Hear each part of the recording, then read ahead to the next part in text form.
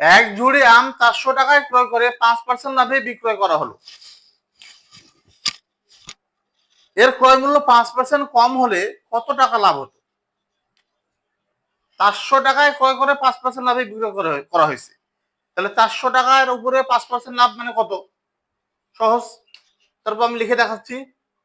400 এর 5% সমান সমান কত? তাহলে 400 এর মানে গুণন 5% মানে উপরে 5 নিচে 100, শূন্য শূন্য কাটা, এই শূন্য শূন্য এই শূন্য কাটা, এই দুই শূন্য এই দুই শূন্য কাটলাম, ঠিক আছে? তাহলে 4 5 20, 20 টাকা হচ্ছে লাভ। তাহলে 400 টাকার সাথে আরো 20 টাকা যোগ করতে হবে। 400 যোগ 20, 400 যোগ 20, এটা হচ্ছে আমাদের বিক্রয় মূল্য 420 টাকা। 400 টাকার সাথে 400 টাকা ক্রয় করে 5% লাভে বিক্রি করলে আমাদের বিক্রয় মূল্য কত হয়? 420 টাকা, ঠিক আছে? 420 টাকা হয়। ওরা বলছে যে এর ক্রয় মূল্য, অর্থাৎ এই এক জোড়া আমের ক্রয় মূল্য যদি 5% কম হতো, এই 400 টাকা না হয়ে, এক জোড়া আমের দাম যদি 400 টাকা না হয়ে 5% কম হতো। 5% কম মানে কি? 5% বেশি মানে 20 টাকা বেশি, আর 5% কম মানে 20 টাকা কম। তার মানে 400 বিয়োগ 20, 400 বিয়োগ 20, তার মানে 380। তাহলে ওরা বলতেছে যে 5% কমে যদি 380 টাকায় বিক্রয় করতো, তাহলে তাহলে লাভ কত হতো? বোঝার চেষ্টা করুন জিনিসটা।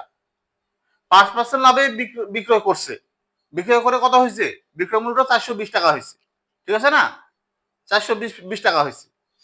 ওরা বলতেছে যে এর এই 400 টাকা দাম না হয়ে যে আরো 5% কম দাম হতো,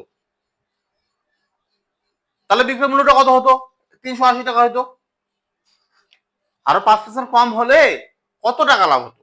তাহলে 5% কম, আরো 5% যদি কম হতো, তাহলে বিক্রয় মূল্যটা 380 টাকা হতো। 380 টাকা আর বিক্রি করছে কিন্তু 420 টাকা দিয়ে। বিক্রি করছে কত? 420 টাকা দিয়ে। কিন্তু 5% যদি আরো কম মূল্যে, ক্রয় মূল্যটা যদি আরো 5% কম হতো, অর্থাৎ 380 হতো, তাহলে লাভটা কত হতো? তাহলে লাভটা হতো 420 বিয়োগ কত? 380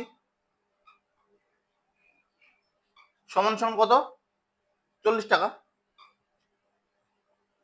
এটাই আমাদের উত্তর। আশা করি বুঝতে পারছেন।